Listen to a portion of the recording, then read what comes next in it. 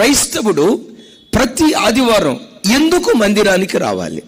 Right, అది దేవుని ఆజ్ఞ, నో డౌట్. ఆజ్ఞతో పాటు రెండో మాట చెప్పంటారా?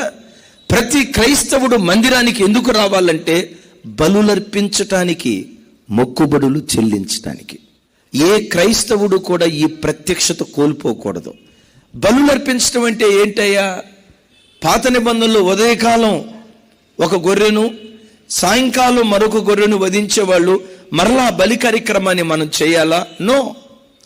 ఆ బలి కార్యక్రమాన్ని యేసుక్రీస్తు వారి శిలువ యాగము ద్వారా పరిపూర్ణం చేశాడు. ఇక గొర్రెలను మేకలను మనం బలిగా అర్పించాల్సిన అగత్యం లేదు. మరి క్రొత్త నిబంధన కాలంలో క్రొత్త నిబంధన సంఘం మందిరంలో అర్పించాల్సిన బలి ఏంటి? కీర్తనకర్త అంటాడు, విరిగిన మనస్సే, నలిగిన హృదయమే నీకిష్టమైన బలి అంటాడు.